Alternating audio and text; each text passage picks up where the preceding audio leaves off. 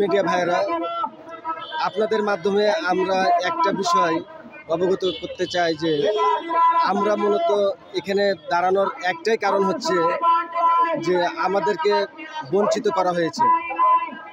সেটা হচ্ছে এনটিআরসি মূলত আমাদেরকে সনদ দিয়ে থাকে, তারা চাকরি দেয় না। আর এই সনদের ভিত্তিতেই মূলত তাদের মেরিট লিস্ট অনুযায়ী জব হয়ে থাকে।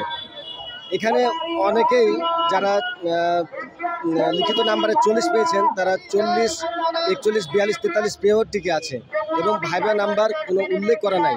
যেহেতু ভাইবা নাম্বার উল্লেখ করা নাই সেহেতু আমাদেরকে ভাইবায় ফেল করানো হলো কেন?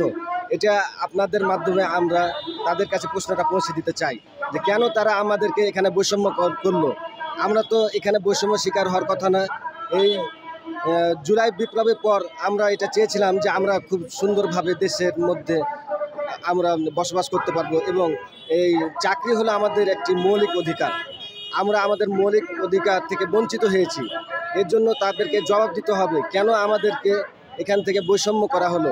যেহেতু তারা 40 পেয়েছে এবং 40-এর উপরে পেয়ে সবাই দেখাচ্ছেন তারা টিকে আছে, সেহেতু আমরাও এখানে সেই অধিকার থেকে কেন বঞ্চিত হবে? আমরা 40 অথবা তার বেশি পেয়েও টিকে আছি এবং অনেকেই 40, 50, 60, 70, 80 নাম্বার পেয়েও এখানে তারা অ্যালাউ হতে পারেনি। অথচ আপনারা দেখবেন যখন সনদ দেওয়া হয় সেখানে কোনো ভাইবা নাম্বার উল্লেখ করা নাই এবং কি ভাইবা নাম্বার এর অজুহাতে তারা আমাদেরকে অন্যায়ভাবে ফেল করিয়েছে। তাই আমরা এটার সুষ্ঠু বিচার চাই এবং কি আমরা আমাদের সনদ চাই। আমরা চাকরি চাই না, আমরা সনদ চাই। আমাদের যদি যোগ্য নাই থাকে তাহলে আমরা চাকরি পাবো না। আমাদের যোগ্য যদি থাকে, মেধা তালিকায় যদি আমরা উপরে থাকি তাহলে আমরা চাকরি করব, নাহলে চাকরি করব না। এটাই মূলত আমাদের মেসেজ।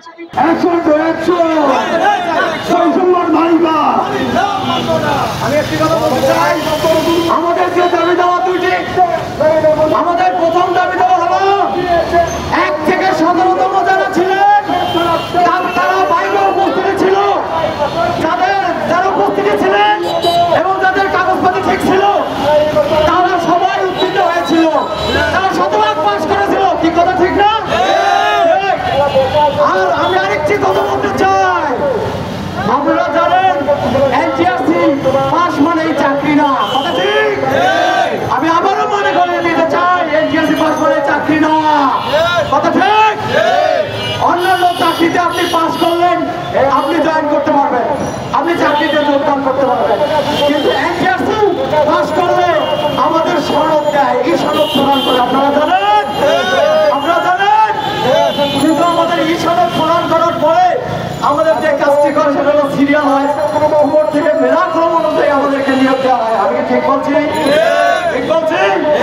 তাদের আপনারা যারা এখনো পর্যন্ত এই এনটিআরসি বিষয়ে অবগত না তারা জেনে রাখুন, এনটিআরসির ভাইবা আর অন্যান্য চাকরির ভাইবা পুরো এক নয়। কথা ঠিক? তাদের আপনারা জানেন মাত্র 4 মার্কের ভাইবা। এখানে কিভাবে আমরা ফেল করি? অনলি 4 মার্কের ভাইবা আমরা কিভাবে বঞ্চিত হয়? আমি চাই মেধাবীরা উপর থেকে পর্যায়ক্রমিকভাবে আসুক, এই সনদের মাধ্যমে মেধাবীরা আসুক, এটাই আমাদের দাবি।